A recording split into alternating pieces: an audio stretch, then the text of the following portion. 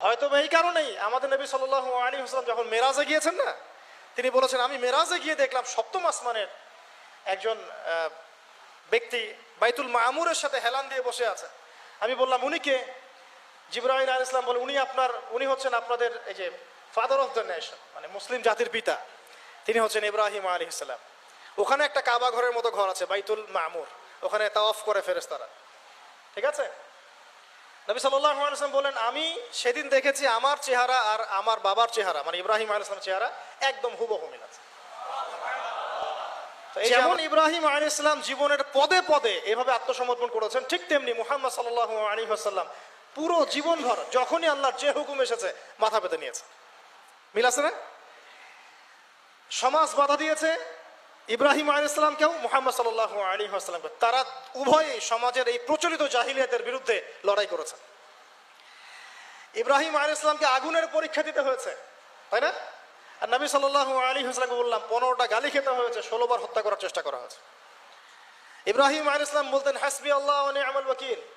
সারা জীবন নবী সাল্লাল্লাহু আলাইহি ওয়াসাল্লাম বলেছেন হাসবুনাল্লাহু ওয়া নি'মাল ওয়াকিল। সূরা তাওবার শেষের দিকে পড়ে দেখেন। ইব্রাহিম আলাইহিস সালামকে শেষমেশ ওই এলাকার সমাজ ছেড়ে চলে যেতে হলো ওই যে ইয়াতে বাইতুল মাকদাসের ওখানে। ঠিক একইভাবে মুহাম্মদ সাল্লাল্লাহু আলাইহি ওয়াসাল্লামকে 13 বছর জুলুম সহ্য করার পরে চলে যেতে হলো মদিনায়। মিল আছে? ইব্রাহিম আলাইহিস সালামের সাথে কেউ নাই, তার স্ত্রী সারা আর এক স্ত্রী হাজেরা। মুহাম্মদ সাল্লাল্লাহু আলাইহি ওয়াসাল্লামের সাথেও খুব বেশি মানুষ নাই, গুটি কয়েক কিছু সাহাবী। ইব্রাহিম আলাইহিস সালামের লেগেসি বহন করেছেন তার সন্তানরা, আর এদিকে নবী সাল্লাল্লাহু আলাইহি ওয়াসাল্লামের লেগেসি বহন করেছেন আবু বকর, ওমর, উসমান, আলীর মতো মানুষ রাদিয়াল্লাহু আনহু। ইব্রাহিম আলাইহিস সালামের আদর্শ সারা দুনিয়া ছড়িয়ে পড়েছে, পড়ে নাই? এবং ইহুদি, খ্রিস্টান, মুসলিম সবাই তাকে সম্মান করে।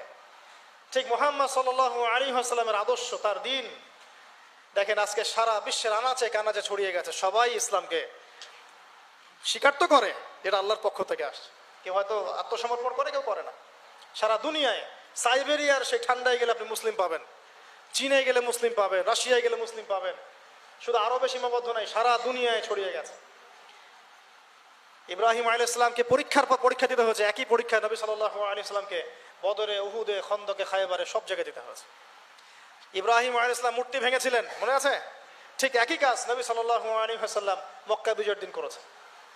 এই দুইজনের জীবনী খালি পড়ে দেখেন, আমি বলে শেষ করতে পারবো না, সময় নাই আমাদের হাতে।